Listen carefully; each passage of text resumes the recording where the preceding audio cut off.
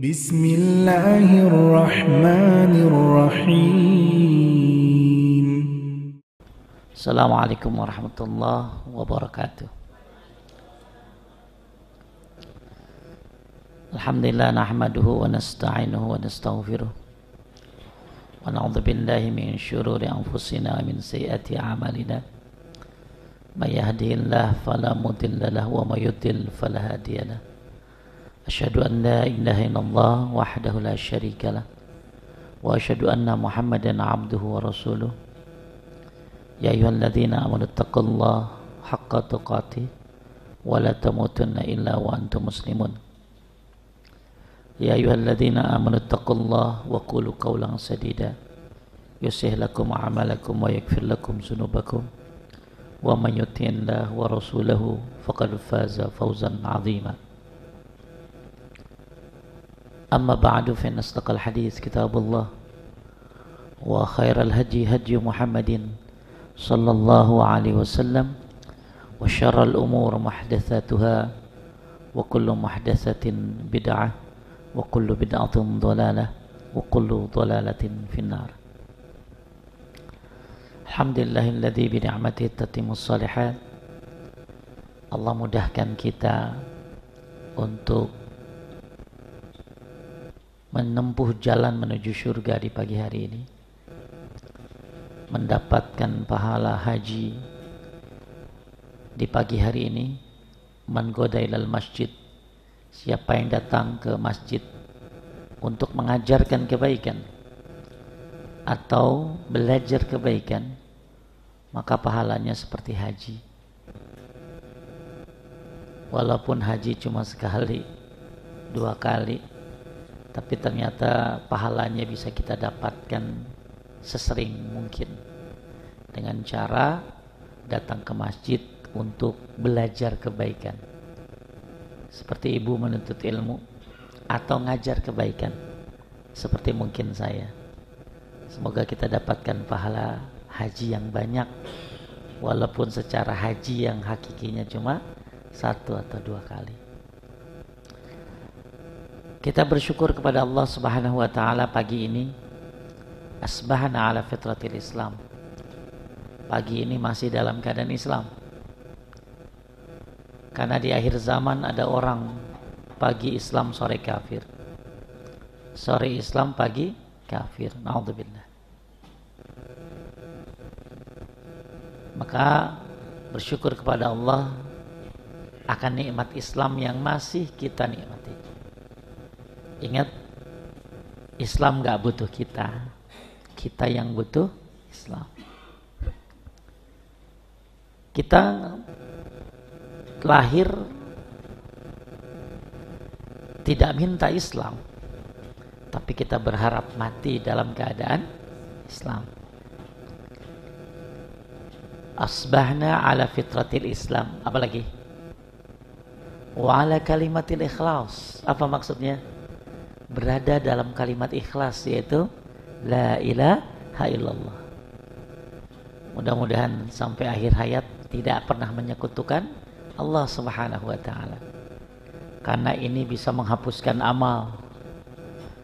Ramadan yang kita lakukan kemarin banting tulang sampai meriang, sakit. Ada cerita tadi malam kemarin ya, orang iktikaf sakit ini habis Ramadan. Betapa luar biasanya memaksimalkan diri di bulan Ramadan, sampai harta dikeluarkan, tenaga ya dimaksimalkan. Tapi ternyata kita tidak berada di atas kalimat la ilaha illallah, melakukan kesyirikan, maka ini bisa menyebabkan hapusnya amal-amal kita. Na'udzubillah. Wa qadimna ila ma'amilu min amalin fajalnahu haba'an mansura. Ketika amalnya diperlihatkan, ternyata amalnya bagaikan debu yang berterbangan, gak ada. Kenapa? Karena dia penuh dengan kesyirikan. Maka syukuri pagi ini wa ala kalimatil ikhlas. Kita berada dalam kalimat ikhlas, yaitu la ilaha illallah. Ada di lisan, ada di hati, ada di perbuatan-perbuatan kita. Alhamdulillah kalau Bapak Ibu belajar tauhid.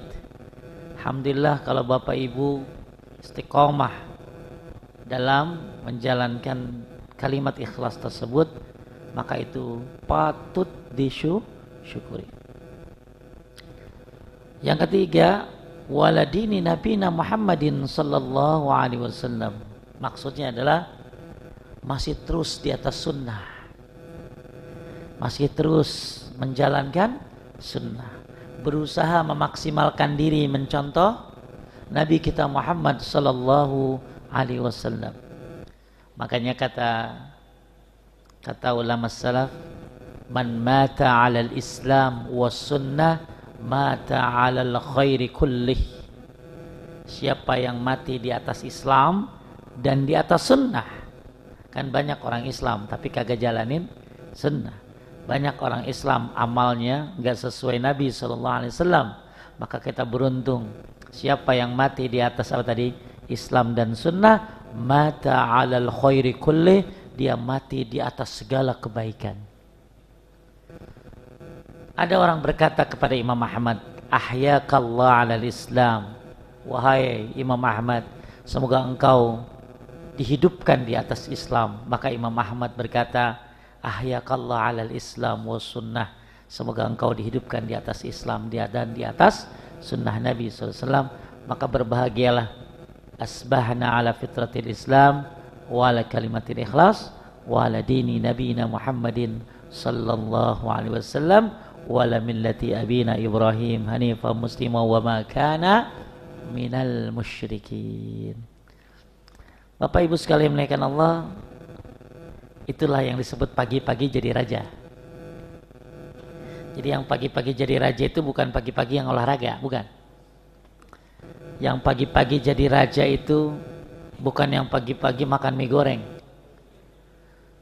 Pagi-pagi jadi raja adalah dia pagi-pagi dalam keadaan Islam, dalam keadaan bertauhid dan di atas sunnah Nabi Muhammad sallallahu alaihi wasallam. Itulah pagi-pagi kita sudah jadi raja, Masya Allah. Mudah-mudahan Allah istiqomahkan Bapak Ibu di atas 3 tadi, dan tentunya yang terakhir, wa ma kana minal musyrikin, kita bukan termasuk orang-orang yang menyekutukan Allah Subhanahu wa taala. Bapak Ibu sekalian memuliakan Allah Subhanahu wa taala. Jadi kalau tadi yang apa tuh, ahyakallah 'alal Islam, apa tadi? Was sunnah. Boleh kita ngomong begitu tuh sama saudara. Uhti ahyakallah 'alal Islam, ahyakillah 'alal Islam was sunnah. Semoga kita dihidupkan di atas apa tadi? Islam dan sunnah. Itu perkataan siapa tadi? Imam Ahmad. Itu kan doa ya Pak. Cuman kalau kita senangnya kalau ketemu orang, barakallahu fiik, ya. Ya, apalagi? Pak kalau ketemu orang, ya mungkin jazakallah khairan atau hayyakallah, ya kalau orang Arab gitu, hayyakallah. Orang Arab apa? Panjang banget ya. Ya, panjang banget prolog gini, Pak. Nah, kalau yang mau simple sambil mendoain, ahyakallah 'alal Islam was sunnah. Baik. Alhamdulillah, Syawal sebentar lagi habis ya. Ini mungkin hari ke-29 ya dari Syawal. Mungkin besok sudah mau habis. Nggak tahu nih sekarang tanggal berapa. Kalau nggak salah sekarang tanggal 28 Syawal, benar ya? Atau 29 nih. Berarti 29 kayaknya. Berarti masih ada 1 hari lagi ya. Ya Ramadan banyak kenangan. Ramadan banyak sekali Masya Allah menggugah semangat kita. Tapi menurut Bapak Ibu, sebulan kurang apa cukup? Sebulan kurang apa cukup? Ya Masya Allah ya, sebulan itu kayaknya kurang untuk zaman sekarang. Kenapa? Karena godaan begitu banyak. Makanya terusin pakai Syawal, terusin pakai Senin Kemis atau Nabi Daud. Bapak Ibu sekalian memuliakan Allah,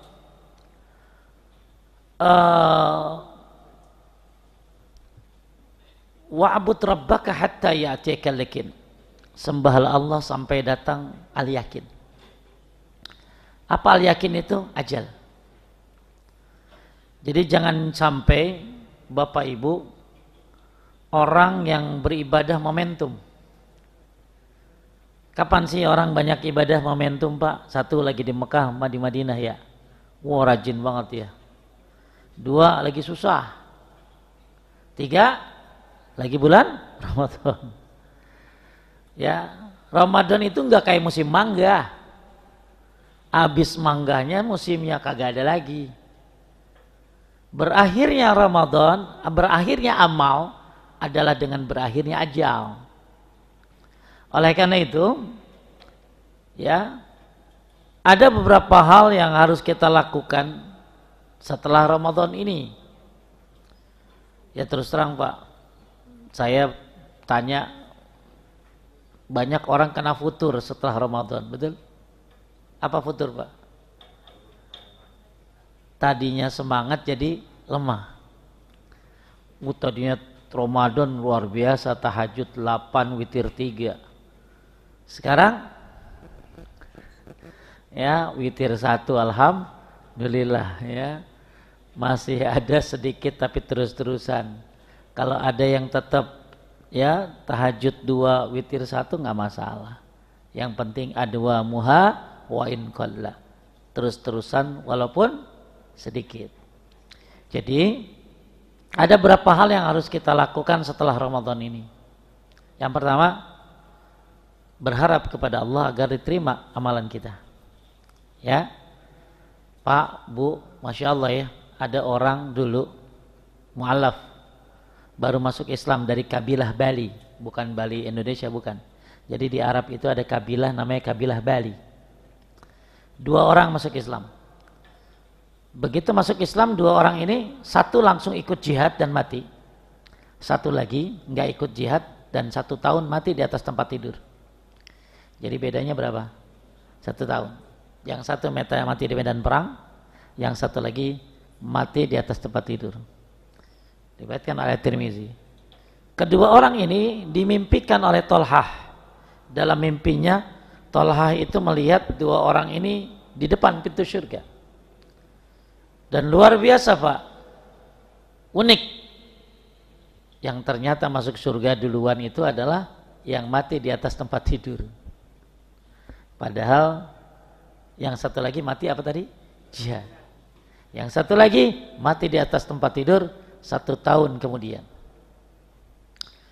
Lalu Talha kan bingung, nanya kepada Nabi SAW, kenapa yang masuk surga itu yang mati di atas tempat tidur dan surganya beda banget.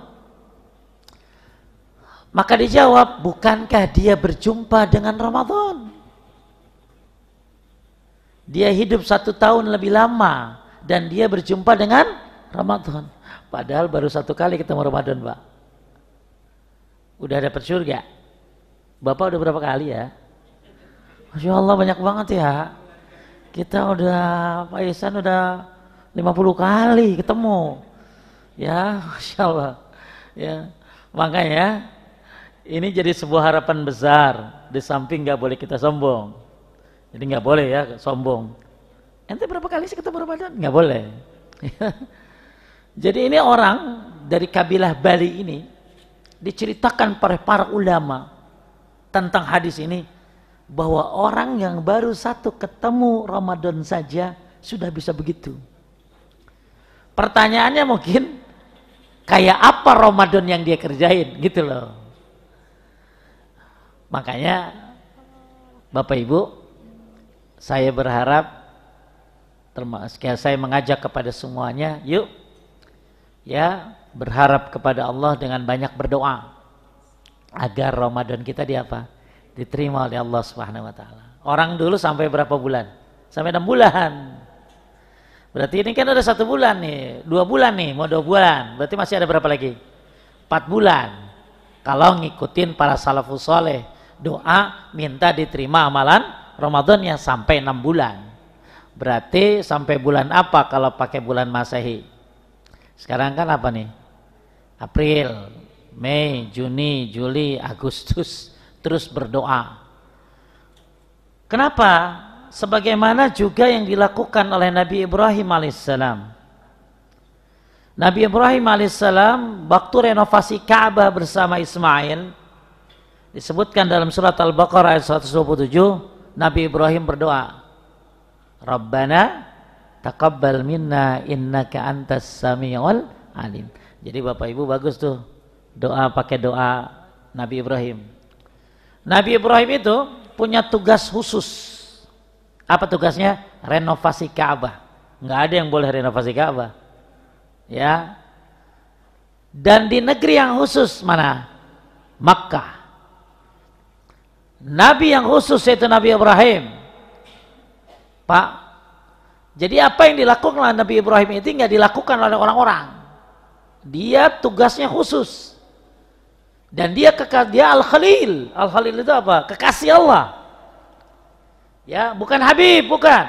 Al-Khalil. Tapi dia masih berdoa, Rabbana taqabbal minna innaka antas samiul alim. Kita lebih layak berdoa itu daripada Nabi Ibrahim alaihissalam. Nabi Ibrahim, Masya Allah, ya, amalnya, keteguhannya dalam tauhid luar biasa. Tapi masih berdoa agar amalnya diapain tadi? Diterima. Tentunya kita lebih layak sekarang ini untuk terus berdoa, Rabbana taqabbal minna innaka antas samiul alim. Mudah-mudahan Ramadan yang Allah mudahkan pertemuan Anda, ada yang udah ketemu 30 kali, ada yang udah ketemu 50 kali, ya, ada yang ketemu udah mungkin sampai lebih daripada itu 60 kali. Mudah-mudahan semuanya diterima oleh Allah Subhanahu wa ta'ala. Makanya ya berdoa, berharap agar diterima amalnya. Gimana doanya tadi? Rabbana taqabbal minna innaka antas samiul alim. Sebagaimana surat apa tadi? Al-Baqarah ayat 127. Ya. Harapan banget, Pak. Harapan banget kalau diterima. Walaupun cuma 1 kali Ramadan diterima. Ya, kan Bapak Ibu udah ada yang ketemu 50 kali, ketemu diterima 1 aja, Masya Allah. Ya, apalagi Lailatul Qadarnya, Masya Allah, udah luar biasa. Nah Pak Ustadz, abda lagi apa? Doa apa lagi agar kita diterima? Doa yang gampang yang sering kita baca setiap habis subuh, apa? Allahumma inni as'aluka ilman nafi'an wa rizqan thayyiban wa amalan mutaqabbala. Cuma pakai dihayati ya. Jangan cuma mulut gerak cepat be. Jadi Rabbana apa tadi? Apa tadi? Allahumma inni as'aluka ilman nafi'an wa rizqan thayyiban wa amalan mutaqabbala. Ya Allah, berikanlah kami ilmu yang bermanfaat, rezeki yang baik dan amal yang diterima. Nah, itu mah akan kita baca terus sepanjang masa ya. Kapan dibacanya tadi? Habis sholat subuh ya. Tapi kalau doa Nabi Ibrahim bebas kapan saja. Taib, itu poin yang pertama. Jangan pernah berhenti untuk berdoa, berharap agar Allah menerima amal ibadah kita. Kenapa Pak Ustadz? Karena Bapak Ibu sekalian memuliakan Allah,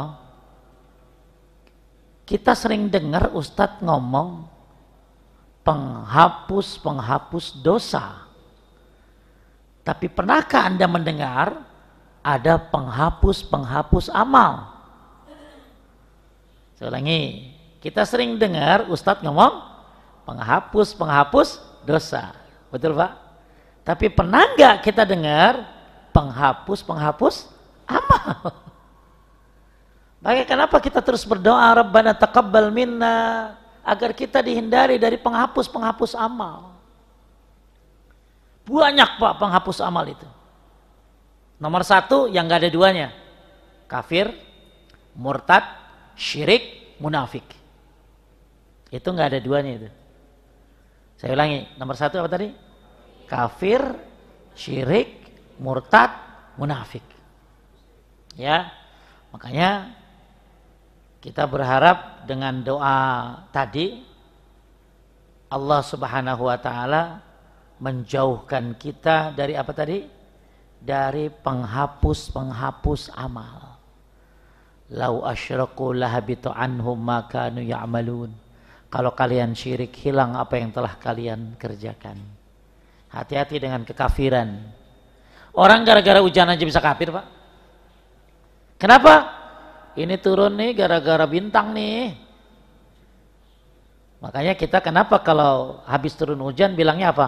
Mutirna bifadlillahi wa rahmati. Kita diberikan hujan karena apa? Rahmat Allah dan keutamaan yang Allah berikan. Ya, karena keutamaan Allah dan rahmatnya.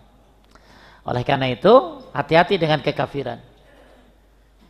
Takut, Pak, ya, diantaranya menolak ayat-ayat Allah. Masa sih? Kok gini ya? Maka hati-hati dari Pak Masa sih. Yang kalau dikasih tahu ayat langsung, masa sih? Atau ibu tapikan. Yang kalau dikasih tahu, tapikan, tat. Padahal ada ayatnya, ada hadisnya. Kan masih ada orang begitu, Pak. Masih ada orang begitu. Dikasih ayat, dikasih hadis, kagak percaya. Ya, padahal ayatnya ada, hadisnya ada. Apalagi dia menolak lagi. La haula wala quwata illa billah. Hati-hati. Ya, maka hati-hati. Kenapa kita harus minta berharap kepada Allah, berdoa supaya apa tadi? Supaya apa? Amalnya diterima. Karena kita harus takut dengan apa tadi?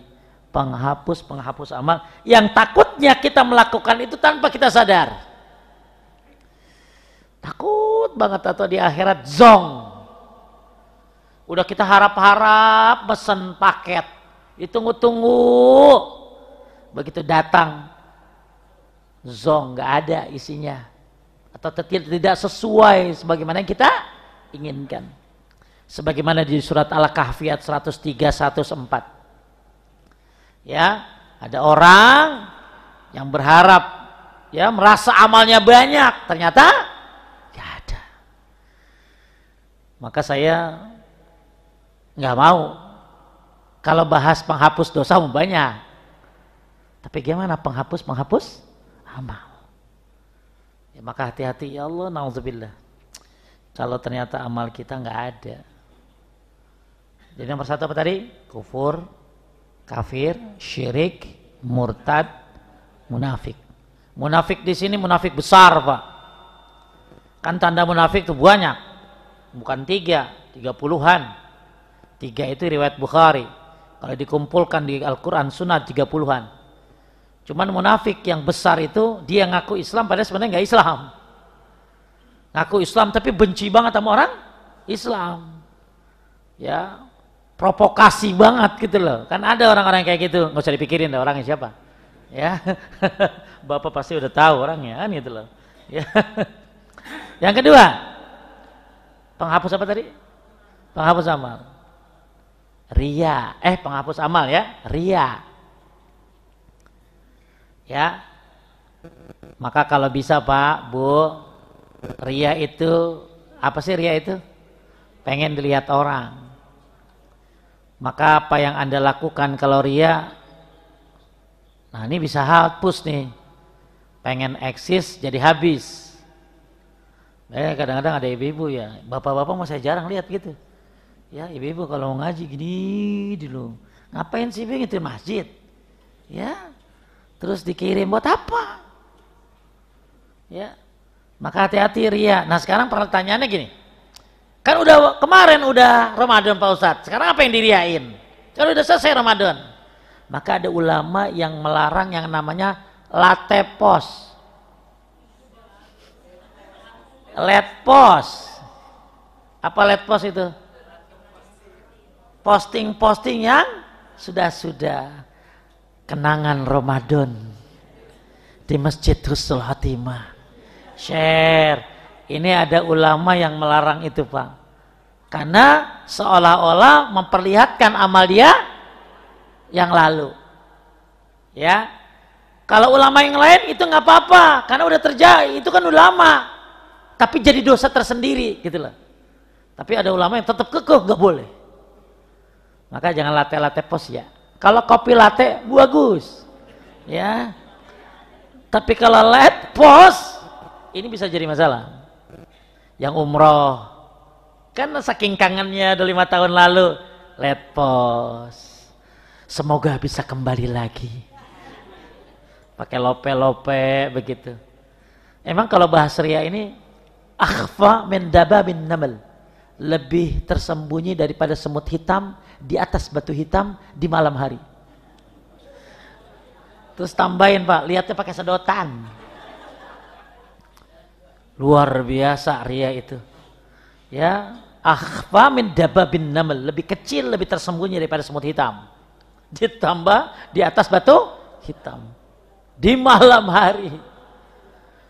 Ya Allah ya Rahman.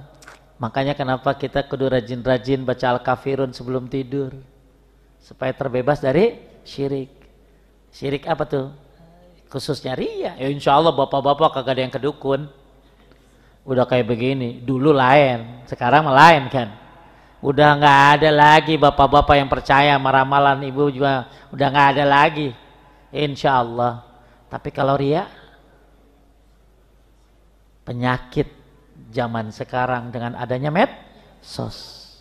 Saya kaget, nenek-nenek apa sih yang diituin ya?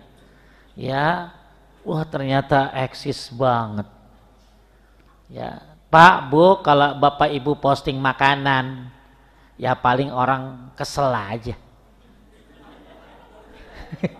Ngapa sih lo beli ketoprak aja di foto? Tapi kalau Bapak posting ibadah, bukan bikin orang kesel, bikin amal hilang nantinya. Makanya masalah ria ini sampai ke LED pos aja masih ada ulama yang melarangnya. Ya, mudah-mudahan foto-foto yang kemarin lagi itikaf di mana tuh masjid lagi bagi-bagiin, ya udah dah disimpan aja, nggak usah di latte pos. Kemudian selanjutnya yang ketiga, kenapa kita terus berharap amal diterima oleh Allah Subhanahu wa taala? Ya, hati-hati dengan menyebut-nyebut pemberian sambil menyakiti. Sebagaimana di dalam Al-Qur'an surat Al-Baqarah ayat 264. Kan Bapak Ibu kemarin-kemarin kan banyak ngasih. Ngasih sama saudara, ngasih sama tetangga, ngasih sama fakir miskin. Hati-hati, Anda sebut-sebut itu sambil nyakitin. Pak, terus terang saya suka lihat orang yang ngurusin keluarga itu berkah hidupnya. Jarang ada orang miskin ngurusin bibi, ngurusin orang tua, ngurusin ponakan. Itu orangnya berkah, Masya Allah. Tapi ternyata ini pun bisa menyebabkan amal hilang kalau dia nggak tahu ilmunya. Kenapa? Hati-hati mengungkit-ngungkit pemberian yang kita kasih sambil apa tadi? Menyakiti penerimanya. Tiba-tiba orang yang Bapak bantu sukses. Kemudian Bapak lagi tua, lagi susah, minta bantuan, kagak dikasih. Langsung keluar dah. Dulu kalau gua nggak tolong lo, nggak seperti ini lo. Dulu ini bisa apa tadi? Diibaratkan di dalam Al-Baqarah surah ayat berapa tadi? 264, seperti batu di atasnya ditaruh tanah, kemudian turun hujan, apa yang tersisa? Nggak ada tanah di atasnya. Hati-hati ya, ya. Hati-hati kalau nolong orang mah nggak usah ngarepin ucapan terima kasih, sampai ngarepin doa aja kagak boleh. Kan banyak orang kalau ngasih ngarepin doa. Manggil anak yatim, doain kami ya, biar kami jadi keluarga yang samara barokah wisata, itu nama travel ya, biar kami jadi keluarga yang sakinah mawaddah warahmah. Nggak boleh Pak. Tapi kalau dia doain kita tanpa pengetahuan kita, terserah. Sampai doa aja kita nggak boleh ngarepin kalau dikasih sama orang. Kalau kita ngasih orang, ya hati-hati. Sumbanganmu Ramadan kemarin, apa tuh, makanan buka puasamu kemarin, semua yang Anda lakukan, sedekah-sedekah kemarin, semoga berbuah pahala dan menjadi sebuah sebab ditariknya tangan kita menuju surganya Allah. Karena gini Pak, kata ulama salaf, dengan sholat kita sampai setengah jalan. Dengan puasa kita sampai tujuan, tapi pintu belum dibuka. Apa yang membukanya? Sedekah yang akan membuka pintu itu dan menarik tangan kita masuk ke dalam surganya Allah Subhanahu wa taala. Jadi sholat, puasa, sedekah. Ini 3 kombinasi yang luar biasa. Makanya yang udah sedekah-sedekah kemarin gak usah. Kalau ternyata yang dikasih ternyata apa tadi? Gak terima, kasih, maka gak usah dipikirin. Ya, karena memang apalagi yang nolong saudara, biasanya kalau nolong saudara itu cobaannya 2 Bu. Dikasih dikit diomongin, dikasih banyak dia minta baik. Ya, katanya gitu loh. Ya, udah sabar aja dah ngasih saudara mah. Ya, dan pahalanya juga 2, pahala sedekah dan pahala silaturahim. Taib. Kemudian kenapa kita harus terus minta berdoa kepada Allah agar diterima amal kita? Poin yang keempat, karena kita takut dari amal yang keempat ini, hati-hati dari penghapus amal. Yang keempat apa? Mendustakan takdir. Apa? Mendustakan takdir. Hadis yang diriwayatkan dari Ibnu Hashim, salasatun la yaqbalullah lahum sarfan wala adlan. Ada 3 orang yang Allah tidak terima wajibnya ataupun sunnahnya. Dia sholat wajib nggak diterima, sholat sunnah nggak diterima. Di antaranya adalah wa mukadzibu bil qadar, orang yang mendustakan takdir. Kita ditakdirkan oleh Allah, hati-hati didustakan. Gua nggak percaya semua takdir, semua bagaimana usaha kita. Betul? Ada yang ngomong gitu? Semua bagaimana usaha kita. Lu usaha, lu bisa, lu dapet. Ya, Pak, Bu, ya nggak semua. Ya, makanya nggak boleh ngomong apa tadi? Bagaimana takdir hasil apa tadi? Usaha tidak mengkhianati hasil, nggak begitu. Ya, harusnya apa? Insya Allah dengan berusaha Allah mudahkan segala sesuatu. Jadi seolah-olah sampai ada orang begini Pak, kalau lu lahir miskin itu bukan dosa lu, itu salah bapak malu. Tapi kalau kamu mati miskin itu salah lu bener. Wah, seolah-olah orang semua kaya kali ya. Kan banyak yang udah usaha tapi belum kaya-kaya. Ada yang gampang banget nikah sama janda kaya, padahal dia miskin Pak, jadi kaya. Ya, makanya ya nikmatin aja takdirnya. Makanya kemarin ada bapak-bapak ikut haji, mau ikut haji dia. Udah bayar Pak untuk tahun ini. Kenapa tiba-tiba ya kagak bisa? Ya, padahal uang udah masuk, udah dijanjikan dapat.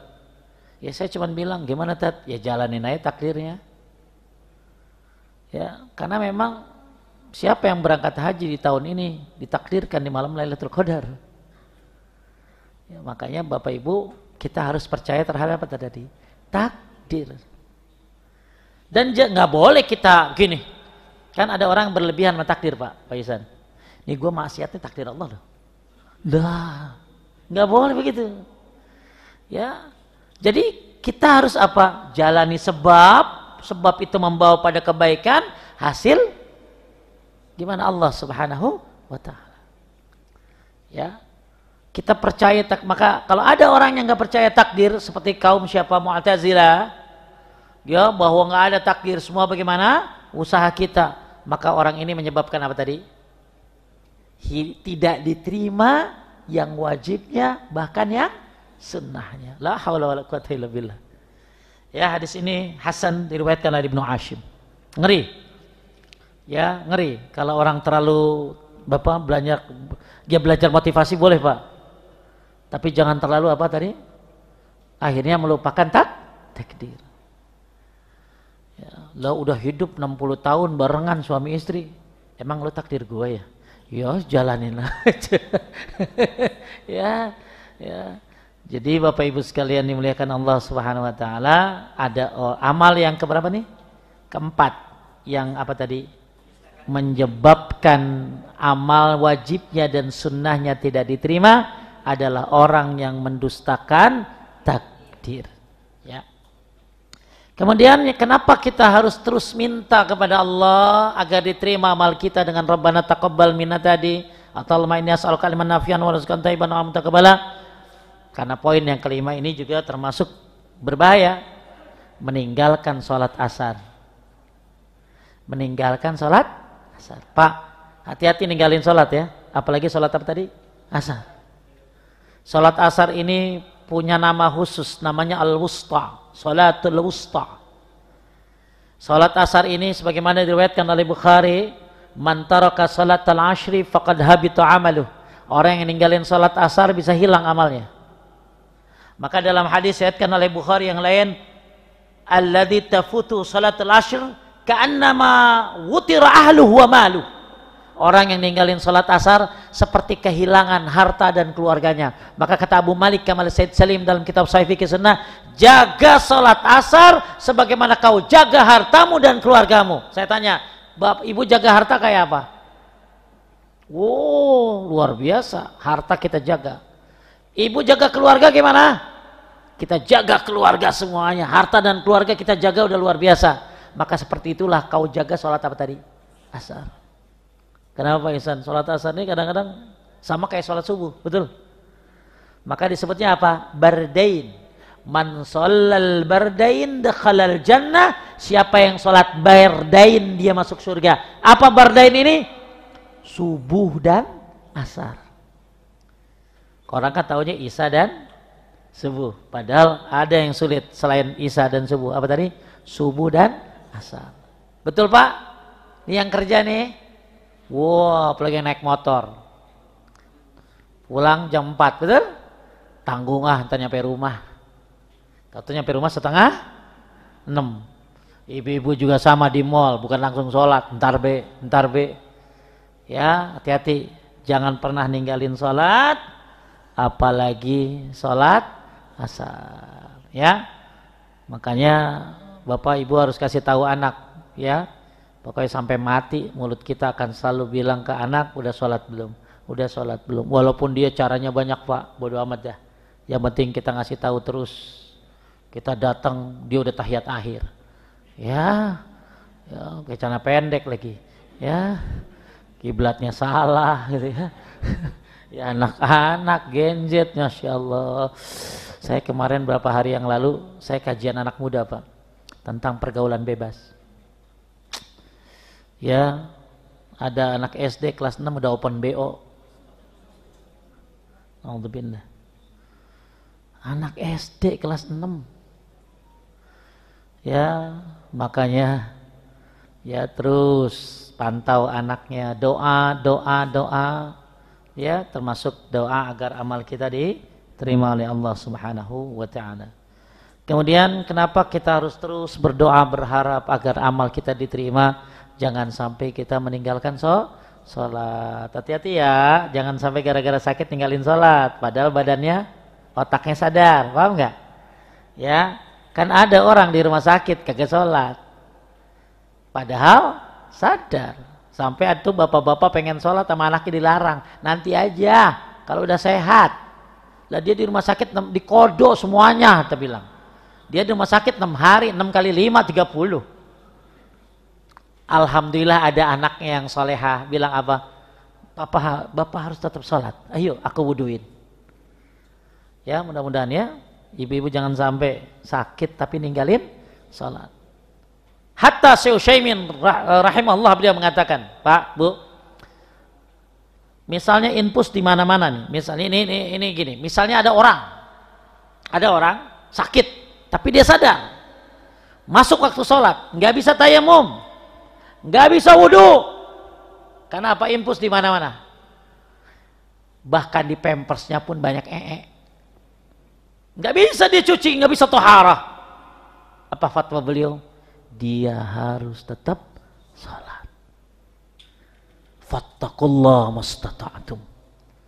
Bertakwa semampunya. Bahkan di dalam kitab Tamamul Minnah, Syekh Adil Al-Azazi, Yusuf Al-Azazi, dia menuliskan sebuah bagaimana sholat-sholat yang terasa sulit diajarkan oleh para ulama. Termasuk ada orang di penjara, penjaranya cuman segini, seukuran badan dia, di situ, pipis di situ, bahkan udah diajarin tata cara sholatnya. Orang telanjang pun gak punya baju, sudah diajarin tata cara sholatnya. Maka hati-hati di usia tua Anda meninggalkan sholat. Hatta orang pingsan pun disuruh sholat. Gimana caranya Pak Ustadz? Ya, dalam kitab Sholatul Mu'min, asal 3 hari dia pingsannya. Jadi kalau ibu pingsan, misal lihat WA laki, terus ibu pingsan, terus 3 hari, maka diapain tadi? Diqadha sholatnya 3 hari itu. Tapi kalau lebih dari 3 hari, nggak perlu diqadha. Ya, jadi kalau ada yang koma sampai sebulan, Anda jenguk, jangan nekat. Lu qadha sholat tuh semuanya. Banyak banget itu. Ya, 5 kali 30. Tapi kalau di bawah berapa tadi? Di bawah 3 hari, sebagaimana terjadi pada sahabat Nabi. Ada sahabat Nabi pingsan 3 hari, maka akhirnya dia mengqadha sholatnya 3 hari itu. Ya, ini sampai segitu tuh sholat tuh. Tapi kalau di atas 3 hari, ya, baik. Maka jaga sholat. Jangan sampai gara-gara cuma ke mall. Nah ini nih ngurusin cucu, ya akhirnya enggak sholat. Ya, la'udzubillah, apalagi ninggalin sholat apa tadi? Asar. Ya. Ya, cuman yang saya tahu banyak orang ninggalin sholat itu bukan karena mungkin sengaja, tapi darurat mungkin. Tadi diantara contohnya apa tadi? Sakit. Padahal saya pernah dengar sebuah cerita dari seorang nenek, dia di kasur, dia sakit, anaknya nggak ada kerja, mantunya lagi jemput entah kemana. Ini asar udah mau habis, sampai dia gini-gini ke tembok, nyari tembok, terus dia tayamum, dia sholat. Ya, harus berusaha, apapun yang terjadi harus tetap sholat. Walaupun apa tadi? Bertakwa semampunya. Ya, sebagaimana fatwa Syekh Utsaimin tadi. Makanya waktu ibu saya kena COVID, saya kasih tahu sama ibu saya udah kena COVID, kena stroke lagi.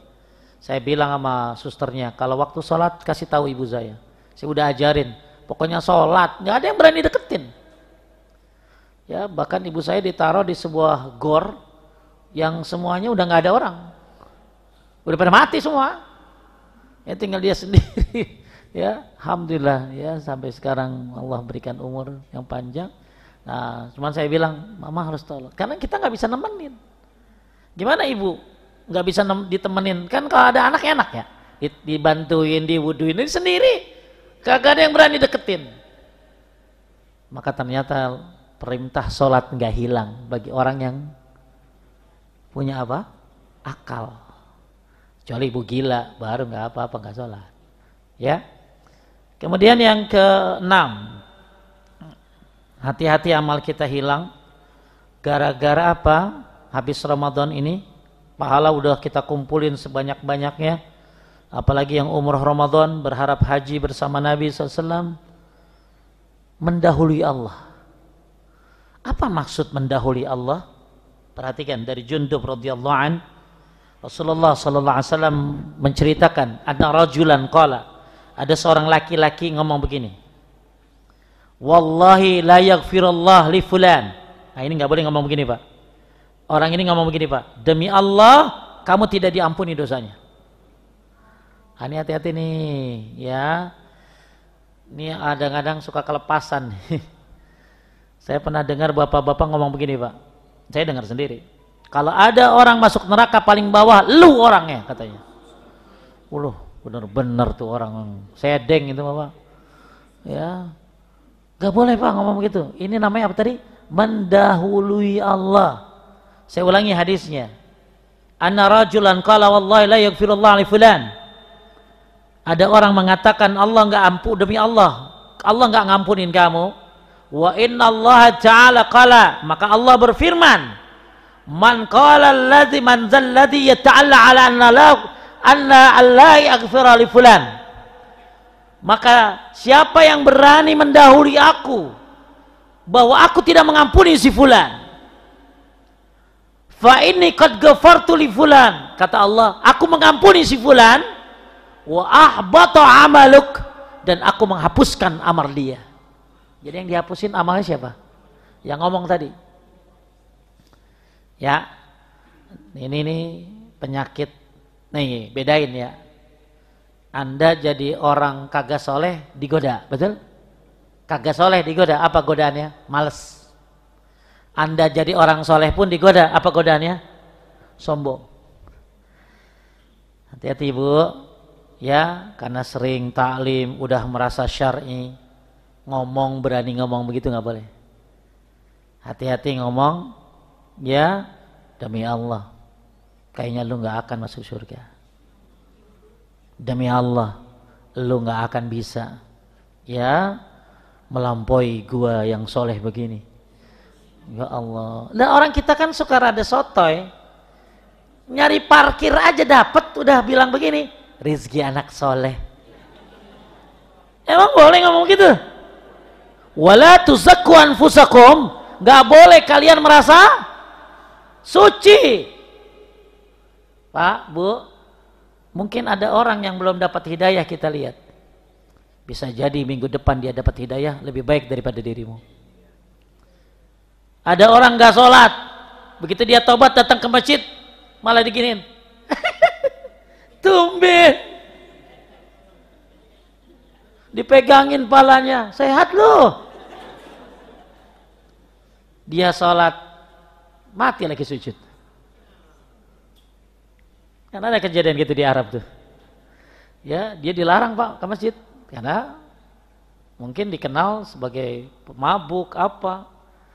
Ya, sampai merebut masjid, ngelarang dia. Tapi akhirnya ada bapak itu, apa sholat itu. Ya, takutnya dia nyolong jam kali. Ya, jam segini Pak, ya, hilang di tempat saya. Ini gandulannya sih. Ya, banyak kan maling di masjid. Akhirnya dia sholat, mati lagi sujud. Maka hati-hati, ada orang yang maksiat dari awal, begitu akhirnya husnul khatimah. Ada orang beribadah dari awal, akhirnya su'ul khatimah. Apa maksud daripada hadis ini? Hati-hati dengan kesombongan. Gak boleh merasa gua lebih baik. Bisa jadi. Makanya kalau ada orang mau ngaji, mau apa, kasih kabar gembira. Bu, maaf, ibu kajian di Husnul Khotimah? Iya. Kajian apa? Kajian ensiklopedia sholat. Boleh saya ikutan? Udah kejauhan. Kita udah dua-dua. Pak Ustadz kok tahu? Ada yang ngomong begitu soalnya. Ada ibu-ibu, ya, kejadian ya, begitu ada orang mau ngaji, waktu itu saya ngajinya kitab Riyadhus Shalihin, emang udah hadis ratusan Pak, udah berapa tahun. Ada ibu-ibu mau datang, mau kajian, dibilang kita udah terlalu jauh Bu. Ya, lagian ibu jauh juga kagak hafal. Emang kalau saya suruh dari bab awal ngerti? Ya, ini mah kenyataan. Ya, kenyataan. Saya kan udah ngajarin ensiklopedia sholat ini udah 5 tahun di suatu tempat, itu saya dari awal kagak ngerti. Yang ditanya yang ulang-ulang, weh gitu loh. Ini saya bilang udah dari awal lagi gitu loh. Ya, jadi hati-hati ya, sombong, merasa dia udah soleh, merasa dia lebih baik. Ini penyakit setan ini. Makanya kita punya sifat rendah, apa namanya? Rendah hati itu Masya Allah ya. Luar biasa. Maka Bapak Ibu sekalian melakukan Allah, hati-hati poin Bapak nih. 6 namanya apa tadi? Mendahului Allah ya. Apalagi ngomong pakai sumpah tadi, demi Allah kamu tidak akan diampuni dosanya oleh Allah. Maka yang terjadi apa tadi?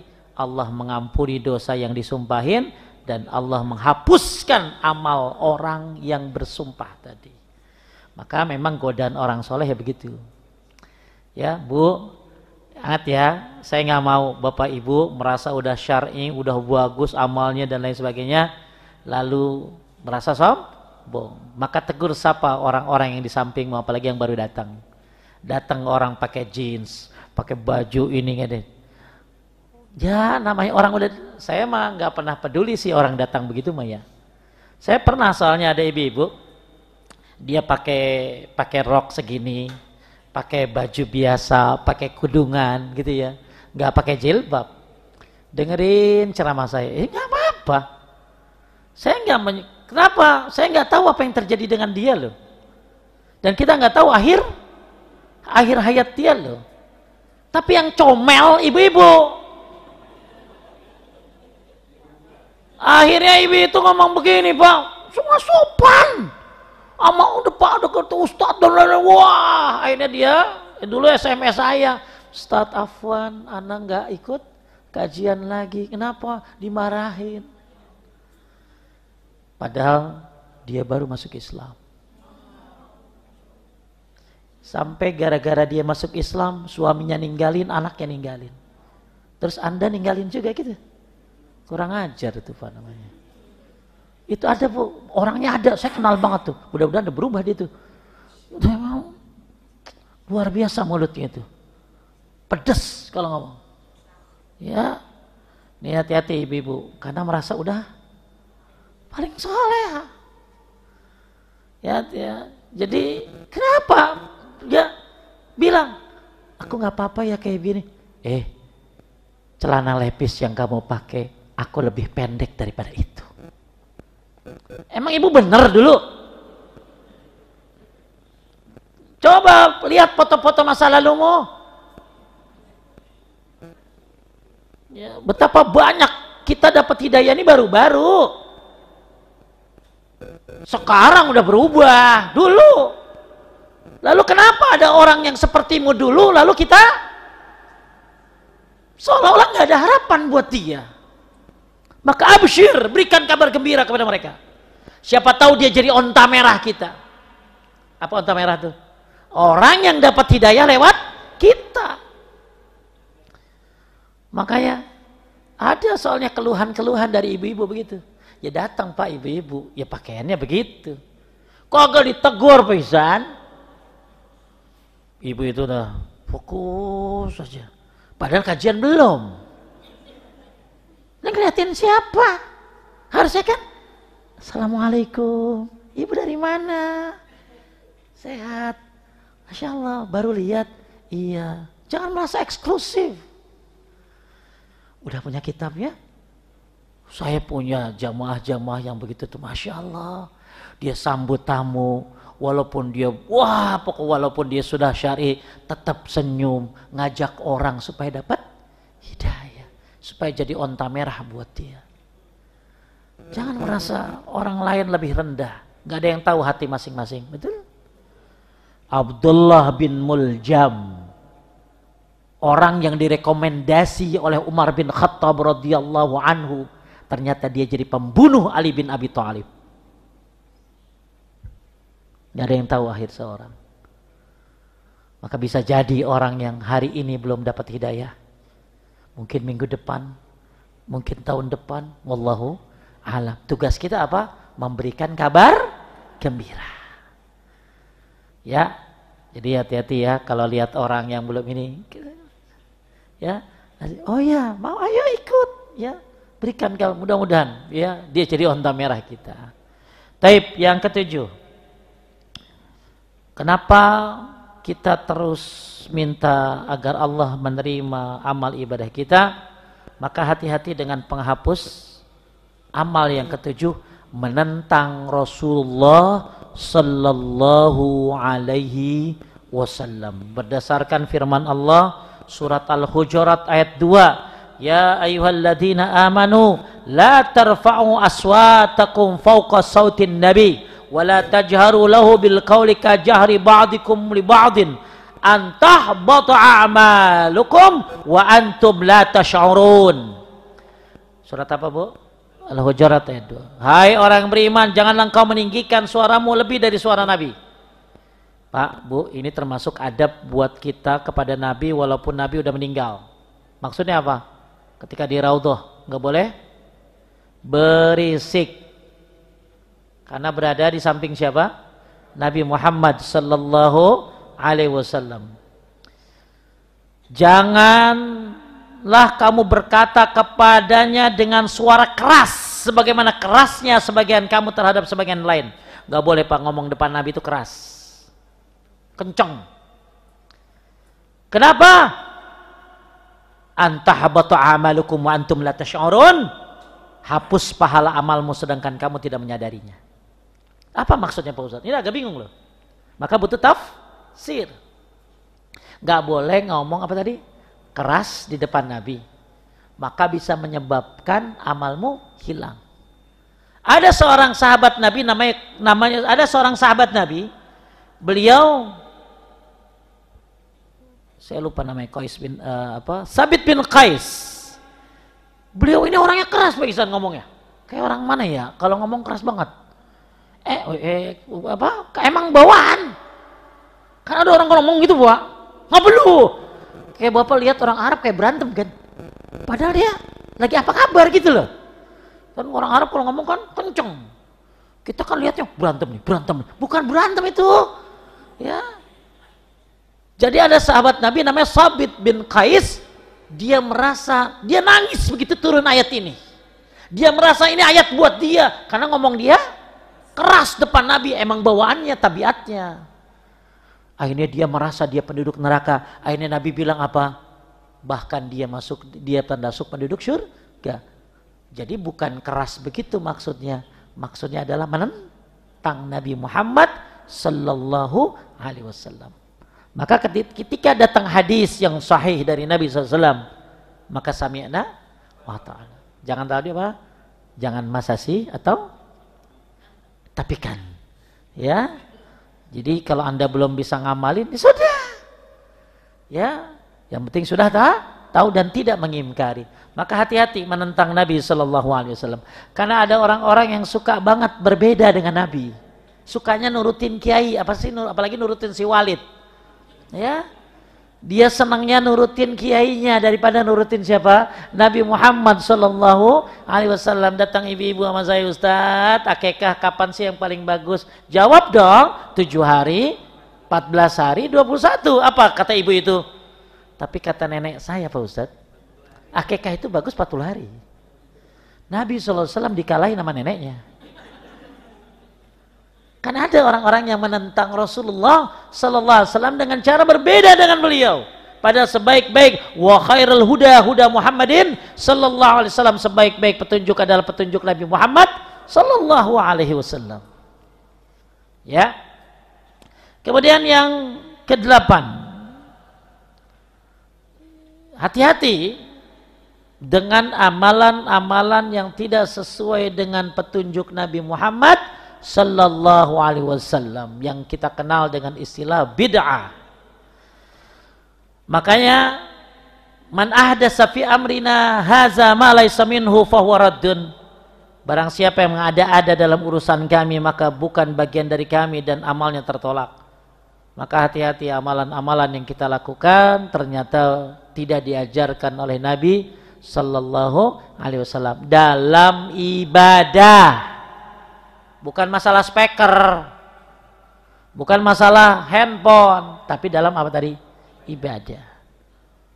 Lu kalau ngikutin Nabi lu pakai ontak sono dari Indonesia, haji, enggak begitu. Dalam ibadah. Ya. Makanya al-iktisad fi sunnah khairan min al-iktisar fil bid'ah. Sederhana dalam sunnah, sedikit dalam sunnah, lebih baik daripada banyak tapi tidak sunnah. Lebih baik sedikit Pak, tapi sesuai sunnah daripada banyak tidak sunnah. Ya, hati-hati dengan amalan-amalan yang nggak ada dalilnya. Ya, ini ibu-ibu kan orang yang semangat Pak, semangat banget ibadahnya. Ya, sampai ada ibu-ibu semua udah dikerjain Pak, di Mekah ceritanya. Dia tanya lagi, apa lagi Pak Ustadz? Ya sudah. Kalau sudah dikerjain apa zikir kek gitu loh. Jadi dia kan qobliyah, ba'diyah udah, tahajud, doa, udah, minta tambahan terus kan?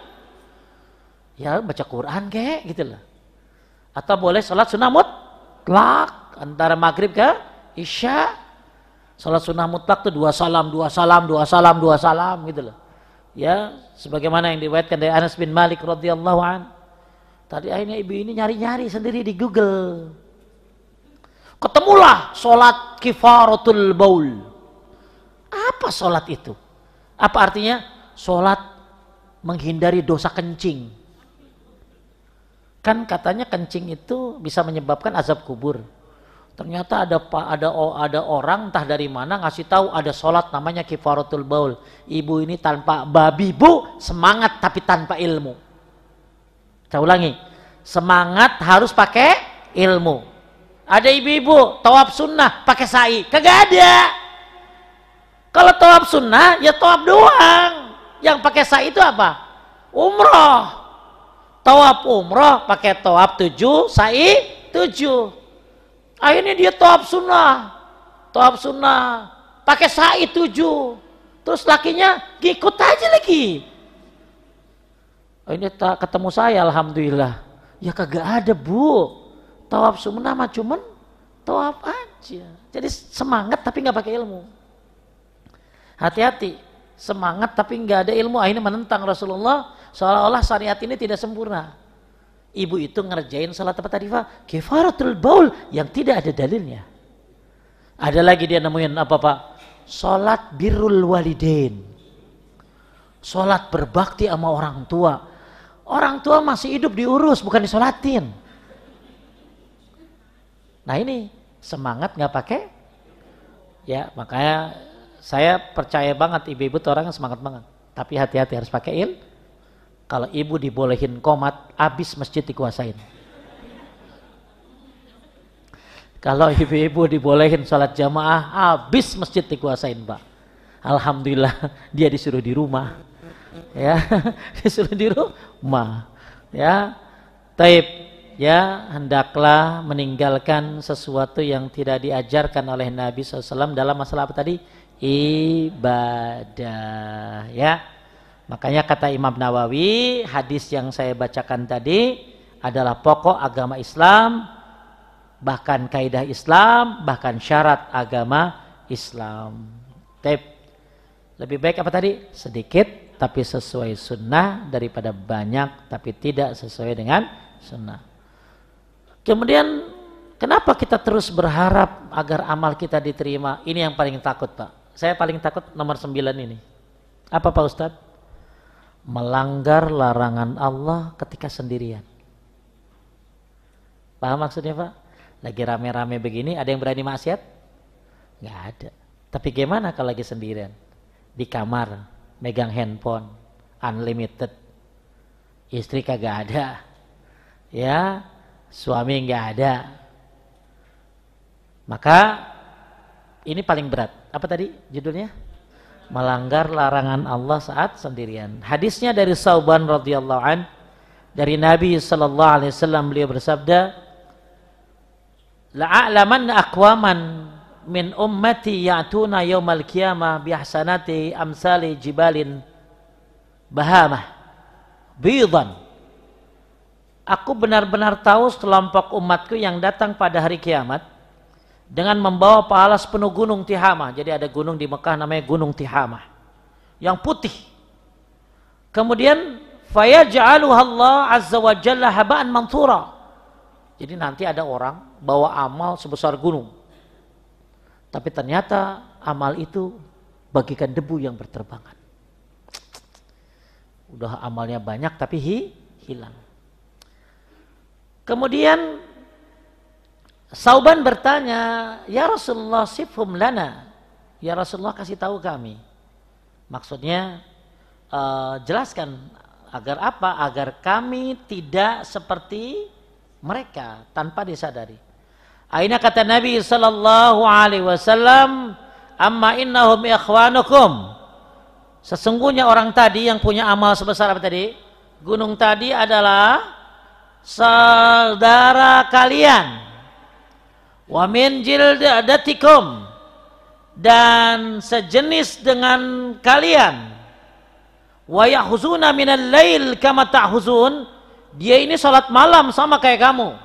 Jadi Nabi ngasih contoh orang yang amalnya apa tadi? Hilang ini, yang gunung pada satu gunung. Ini saudaramu, sama sepertimu. Dia juga qiyamul lail. Walakinnahum aqwamun idza khalau bi maharimillah antahakuha. Tetapi mereka adalah suatu kaum apabila bersendirian dengan kelarangan Allah, maka mereka melanggarnya. Jadi orang ini sama kayak kita, suka tahajud, suka melakukan amal ibadah, tapi sayangnya kalau lagi sendirian ngapain tadi? Suka melanggar larangan Allah. Coba saya tanya, ini berat nggak? Berat bang. Ya, kita nggak berani maksiat saat sekarang. Tapi gimana kalau lagi sendirian? Maka kenapa saya bilang, yuk kencengin deh tuh, banyakin doa. Rabbana taqabbal minna innaka antas samiul alim.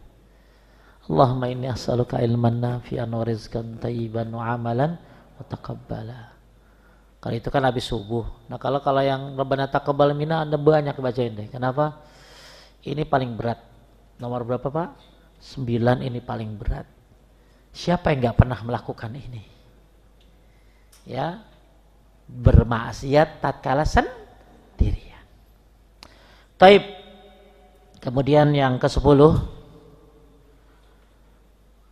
orang yang di antara yang kita takut, ini insya Allah kita terhindar dari ini, yaitu gembira ketika membunuh orang beriman. Jadi ada orang berselisih, lalu apa Pak? Dibunuh temannya dan dia senang dengan pembunuhan itu, padahal yang dibunuh adalah orang beriman, maka orang ini masuk kategori surat An-Nisa ayat 93, wa man yaqtul mu'minan muta'ammidan fajazahu jahannam khalidan fiha wa ghadiballahu alaihi wa la'anahu wa 'adda lahu 'adzaban 'azima. Jadi insyaallah kita mudah-mudahan terhindar dari ini ya, ngebunuh orang beriman dan senang dengan pembunuhan tersebut. Kemudian yang ke berapa? Ke-11. Mendatangi dukun dan tukang ramal. Man ata'arrafan fasalu an syai'in lam tuqbal lahu salatun 40 sanah. 40 lailah, maaf. Siapa yang mendatangi peramal lalu bertanya kepadanya tentang apapun, maka salatnya tidak diterima 40 hari. Hadis riwayat Muslim. Insyaallah kita jauh dari ini ya. Ya, datang kemana tadi? Ke dukun. Cuman hati-hati yang justru susah adalah usduk. Ustadz dukun.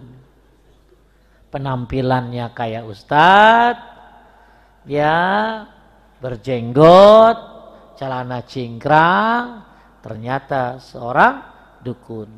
Ya, hati-hati, makanya cara mendeteksinya lewat amalannya. Apa yang dikasih oleh dia. Maka kalau Anda lihat, sekarang kan gampang Pak, lihat seseorang, betul? Lihat di medsos. Tanya Instagramnya. Kita lihat prakteknya. Apa yang diajarkannya gampang. Nggak ngerti juga, tanya sama yang ahli. Hati-hati ya. Jangan sampai di usia tua, kan usia tua ada sakit. Ketika sakit, maka dalam Islam berobat itu ada 2 Pak, yang benar tuh. Yang namanya satu pengobatan syar'i. Pakai apa? Madu, habatus sauda, apalagi zam-zam, zaitun, dan lain sebagainya yang ada di Quran dan hadis. Itu namanya pengobatan apa tadi? Syar'i. Yang kedua, pengobatan kauni. Apa tuh? Ilmiah. Bisa dipertanggungjawabkan. Seperti apa? Dokter, herbal mungkin. Kemudian apa? Ya, aku pun tur yang memang bisa dipertanggungjawabkan secara kedokteran. 2 itu aja udah. Jangan sampai sakit berobat ke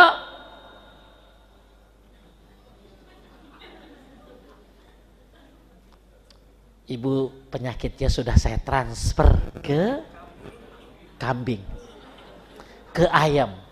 Sekarang ibu transfer ke saya. Transfer apa? Transfer duit. Ya, itu ada pengobatan, macam-macam dah. Ya, hati-hati. Kalau sakit jangan sampai udah sakit badan, sakit akidah. Apa efeknya begitu pulang dari situ? Kok jadi malas sholat ya? Jin masuk. Kok jadi nggak nikmat lagi baca Quran ya? Maka hati-hati ya. Udah tua, sakit-sakitan, berobatnya malah ke dukun, nggak pakai tanya-tanya, ya, nggak tanya sama ahli, yang penting pengennya sembuh. Sembuh itu kan ada yang diizinkan, ada yang diridhoi. Ya, pelacur-pelacur juga kan dapat rezeki, Pak. Tapi tidak diridhoi oleh Allah. Sama, kita bukan hanya pengen sembuh, pengen diridhoi. Apa artinya sembuh kalau ternyata akhirnya tidak diridhoi, malah jadi syirik?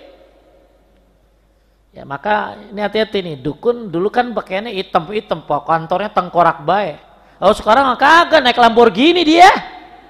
Bajunya udah keren, wah, begitu masuk kaget, Pak, Bu, bisa dicicil bayarannya juga.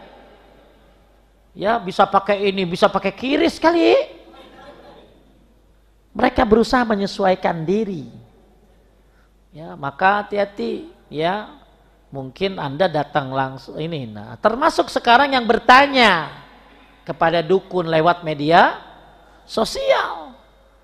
Maka kata Syekh Al-Syekh itu juga sama.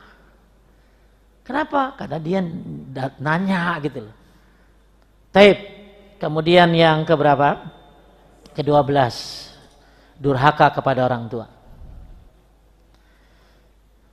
Ya, hati-hati durhaka kepada orang tua. Sebagaimana dalam hadis yang diriwayatkan oleh Ibnu Abi Hashim, salasatun la yaqbalullah lahum sarfan wal adlan akun. Tidak diterima orang yang berdurhaka kepada orang tua, baik amalan wajibnya atau amalan sunnahnya. Ya, kalau ada orang tua ya diurus. Jangan hati-hati, jangan sampai didurhakai.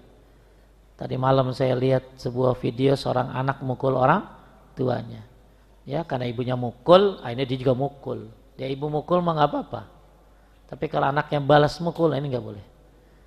Anak-anak Gen Z ini banyak yang kurang akhlaknya, Pak. Ya, maka ya kudu benar-benar kita sabar dalam mendidik mereka. Kemudian nomor berapa? 13, pecandu khamar. Ya, pecandu khamar ini dikasih kesempatan sampai berapa? Sampai ya 3 kali. Ya, kalau dia mabok nggak diterima sholatnya 40 hari. Kalau dia tobat diterima tobatnya. Ulangi lagi, nggak sholatnya nggak terima 40 kali terus sampai ke 4 kali, baru nanti dia ke 4 kalinya. Maka ketika sudah 40 kali, keempat kalinya Allah tidak menerima tobatnya dan memberi minuman dari sungai Khabal. Khabal itu sungai dari penduduk neraka. Kemudian yang ke-14, ucapan dan perbuatan dusta. Hati-hati puasa tapi banyak ngomong bohong. Hati-hati puasa tapi perbuatannya banyak bohongnya. Sebagaimana hadis riwayatkan oleh Bukhari, man lam yada qaulaz zur wal amal bihi fa laysa lillahi hajatun fi ay yada'a ta'amu wa syarabahu. Siapa yang tidak meninggalkan perbuatan zur. Zur itu apa tadi? Perbuatan dusta. Perkataan dusta, maka Allah tidak peduli dia makan dan minum. Allah tidak peduli dia meninggalkan makan dan minum. Maksudnya apa? Allah enggak terima puasanya. Maka hati-hati habis puasa ini tetap berkata apa tadi? Jujur, ya, perbuatan-perbuatan yang jujur. Ke-15, memelihara anjing. Ya, man amsaka kalban fa innahu yanqusu kulla yawmin min amali qirat. Siapa yang melihara anjing mengurangi pahala amalnya setiap hari 1 qirat. 1 qirat itu kalau jenazah kayak apa, Pak? Paling kecil segede Gunung Uhud. Ya, kecuali anjing buat apa? Buat jaga ternak, buat jaga kebun. Ya, bukan buat jaga rumah. Jaga rumah mendingan soang. Oh, bagus soang tuh. Ya. Iya dulu makanya saya bingung, bapak saya kenapa miara soang gitu loh. Soang tuh kalau ada orang wah wah gitu loh. Ya, cuman tainya aja yang agak ini pak. Ya, dulu bapak saya miara soang tuh. Ya, saya bingung apa soang gitu. Ternyata ya memang kagak boleh. Ya, kalau kucing mana bisa. Ya, nah, ya makanya akhirnya orang banyak yang miara anjing. Ya, dan najis anjing itu pak nggak sama kayak babi. Babi itu haram, tapi kalau anda kena babi nggak ada kayak anjing. Anjing kan udah haram dimakan, begitu kena dicuci pakai debu, pakai air. Kalau babi enggak. Makanya anjing ini jadi fitnah gitu loh. Ya. Ya, dia nanya sama ChatGPT. Ya. Mama ya. Bener nih kagak kata Ustadz ini gitu ya. Dia tanya ChatGPT. Kemudian kan ada orang ya yang ada ibu-ibu begini. Tapi Pak Ustadz itu ibu itu bercadar pakai miara anjing kan ada tuh ya. Ya orang bercadar miara anjing banyak banget. Orang itu bukan dilihat dari itu, dilihat dari amalannya. Ya, maka hati-hati nggak boleh ya. Kemudian wanita budak yang kabur dari majikannya. Kalau budak sekarang udah nggak ada ya. Ke-17, wanita yang nusus. Nusus itu apa? Nusus itu wanita yang durhaka kepada suaminya. Hadis diriwayatkan oleh Hakim. Ya, di antara orang yang sholatnya tidak melewati kepalanya. Jadi ibu itu sholat, tapi nggak naik ke atas, nggak lewat kepalanya. Di antaranya adalah wanita yang durhaka kepada suaminya hingga dia kembali. Hati-hati bu, durhaka sama laki. Ya. Kemarin di Masjid As-Sof ada kajian begini Pak Ihsan. Suami-suami takut istri. Itu di lantai atas. Terus di lantai bawah yang ngajarin perempuan. Istri-istri takut suami. Wah keren dia. jadi ada dua penceramah. Dan penceramah ini suami istri. Ya. Jadi yang suaminya ngajarin apa tadi? Suami-suami takut istri. Yang istri yang ngajarin istri-istri takut suami. Saya nggak tahu tuh hasilnya kayak apa, ya. Ya. Jadi nggak boleh sampai suami takut sama ibu, nggak boleh. Mau minta duit aja susah, dibatasin, kasihan amat sih bu. Ya laki kayak gitu teman derita. Ya nggak boleh. Ya suami itu jangan sampai takut sama istri. Ya ketakutan bawaannya. Ya ada yang begitu? Ya, ya nggak boleh, nggak boleh, ya jangan sampai jadi suami yang apa tadi nusus itu apa durhaka, nggak mau disuruh ya Allah luar ya, ini jangan nggak ada lah di sini mah ya. Kemudian maka sholatnya nggak apa tadi nggak naik ke atas, ya. Nah ini yang ke-18 imam yang dibenci oleh makmum, imamnya mungkin perokok, akhlaknya kurang bagus. Apalagi utangnya banyak yang dimakmumin Pak Ihsan ya yang diutangin ya jadi nggak boleh. Tapi kalau dia imamnya sunnah bagus tartil bacaannya makmumnya gedek karena nggak suka nggak pakai kunut ya nggak suka karena zikirnya diam-diam itu yang error makmumnya ya. Jadi ada imam yang imam ini kata Nabi SAW 3 orang yang salatnya tidak melewat telinganya. Di antaranya adalah wa imamun qaumin wa hum lahu karihun. Seorang imam yang makmumnya benci terhadapnya. Maksudnya benci apa? Akhlaknya. Ya. Makanya ketika ada imam ya harus seleksi. Pernah ada imam ngerokok, dipecat ya. Enggak boleh imam ngerokok. Ayat Quran keluar dari dia tapi bau kayak gitu. Ya. Apalagi imam-imam yang katanya hafiz Quran tapi enggak mengikuti sunnah Nabi. Ya. Jadi Ibu Bapak penting anakmu hafal Quran tapi juga belajar hadis, ya. Taib. Terakhir menghajar muslim tanpa uzur. Hajar ini apa? Memboikot seorang muslim tanpa uzur syar'i. Enggak boleh kita enggak ngomong sama seorang mukmin lebih dari berapa? 3 hari, enggak boleh. Ya, maka pintu-pintu surga itu terbuka setiap Senin dan Kamis dalam riwayat Muslim. Setiap hamba yang tidak syirik ya akan diampuni oleh Allah kecuali orang yang bersengketa. Oleh karena itu nggak boleh kita memboikot seorang muslim lebih dari tiga hari. Inilah kenapa kita harus terus minta agar Allah menerima amal kita, karena ditakutkan 1-19 ini ada pada diri kita. Apalagi yang nomor berapa tadi yang berat? 9. Bermaksiat ketika sendirian. Maka terus semangat baca doa Rabbana taqabbal minna innaka antas samiul alim. Terus berdoa Allahumma inni as'aluka ilman nafi'an wa rizqan thayyiban wa amalan mutaqabbala, ataupun doa-doa yang lain yang bersifat Allah menerima amal kita ya, atau mungkin satu lagi wa antaj'ala kulla qada'in qadaitahu lana khairan, dan jadikanlah semua takdir yang kau berikan adalah kebaikan buat kami. Taib, mungkin 5 menit ada yang menanya, silakan. Ya. Assalamualaikum warahmatullahi wabarakatuh.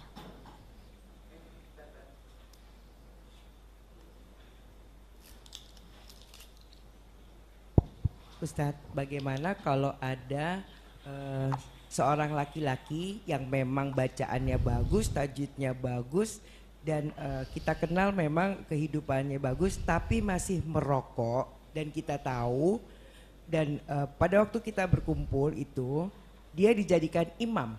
Karena kita tahu dia masih merokok, tapi waduh bacaan suratnya tuh bagus sekali. Taib, bukan nggak boleh, tidak pantas. Jadi ya, kita biarkan jadi saja. orang yang suka bermaksiat seperti perokok gitu tidak pantas jadi imam. Tapi kalau dia jadi imam, maka tetap sah sholatnya. Cukup Bu? Yang nomor 10 Tat, gembira ketika membunuh orang. Ini yang kedua pertanyaannya. Ya, yang kedua. Iya. Satu lagi. Jadi di sini apakah membunuhnya itu arti harafiah atau membunuhnya itu bisa dalam satu diskusi itu tuh membuat malu tidak, sekali? Membunuh ya secara harfiah. Menghilangkan nyawa. Oke. Taib. Ada lagi yang menanya Ibu? Ada pertanyaan Ustaz. Ya. Assalamualaikum Ustadz. Salam. Pak Ustadz, dulu saya pernah sholat bolong-bolong, tapi sekarang saya ingin kembali ke jalan Allah dan meninggalkan semua yang dilarang sama Allah. Insya Allah semoga dimudahkan. Pak Ustadz, apakah Allah akan mengampuni dosa-dosa saya di masa yang lalu? Wah, dosa kayak gitu mah kecil. Dia cuma ninggalin sholat doang. Saya kalau Allah nggak selamatin saya jadi Ki Agus, Pak. Ki Agus, bukan Ustadz, Ki Agus. Kenapa? Karena Masya Allah banyak hal-hal ya, tentunya Bapak Ibu sekalian menaikkan Allah, dosa ninggalin sholat itu besar. Tapi ingat ya, ninggalin sholat itu ada 3. 1, dia mengaku Islam tapi tidak sholat, ini kafir mutlak. Makanya harus baca syahadat lagi. Yang kedua, dia tahu Islam itu ada sholat tapi dia nggak sholat. Kalau tadi pertama nolak sholat, Pak, nggak ada sholat dalam Islam, ini kafir mutlak. Kedua, ada sholat tapi dia nggak sholat. Dia yakin Islam ada sholat tapi nggak sholat, itu juga kafir mutlak. Yang ketiga ini jadi perdebatan. Dia kadang sholat, kadang tidak. Maka ada yang bilang kafir, ada yang bilang kafir kecil, ada yang bilang fajir, ini pendosa. Intinya ninggalin sholat itu dosanya di atas zina tapi di bawah syirik. Saya ulangi, dosa ninggalin sholat itu di atas zina tapi di bawah syirik. Jadi yang paling besar dosa apa? Dosa syirik, penyekutukan Allah Subhanahu wa taala. Pertanyaannya, siapa yang gak pernah ninggalin sholat zaman dulu? Semua pernah ninggalin sholat.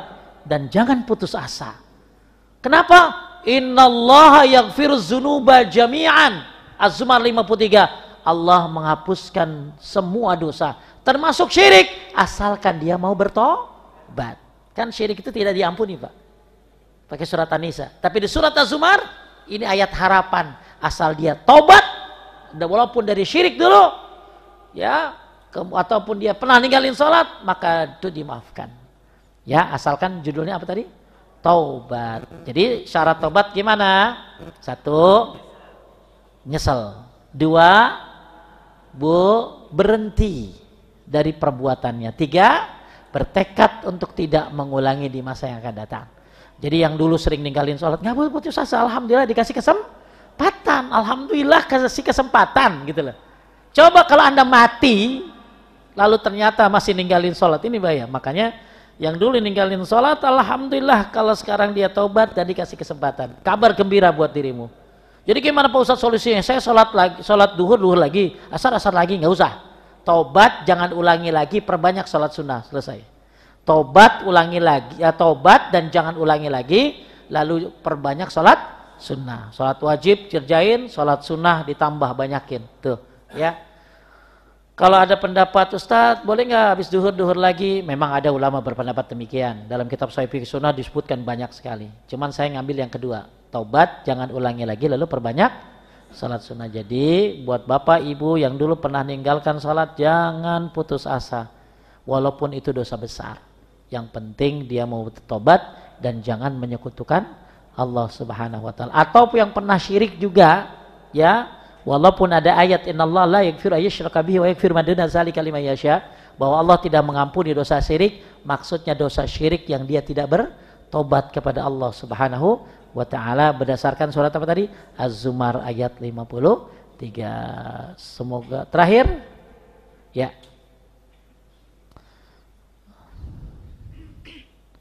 Yang nomor 12 Pak Ustadz, durhaka kepada orang tua. Itu kalau anaknya memutus silaturahim pada orang tuanya, doa apa orang tuanya pada Allah minta? Intinya kalau ada anak mutusin silaturahim, maka orang tuanya jangan sama aja. Orang tuanya harus tetap berbuat baik, ya, bagaimanapun dia anakmu. Apakah tega dia di neraka terpanggang sedangkan dirimu di surga? Dia sakit aja kita ikut sakit. Maka terus berdoa, Rabbi habli minas sholihin. Bahkan doain, Allah Mahdi, sebutin namanya. Apa? Allah Mahdi, sebutin namanya. Terus doa ibu kan mustajab. Insya Allah. Ya, apa yang terjadi sama ibu jauh dari yang terjadi di zaman-zaman dahulu. Makanya dulu ada seorang, terakhir ya, ada seorang anak yang, ada orang meninggal dunia cuma diantar sama 5 orang. Yang gotong 4 orang, yang satu lagi ibu-ibu, padahal ibu-ibu kan bagusnya juga di rumah.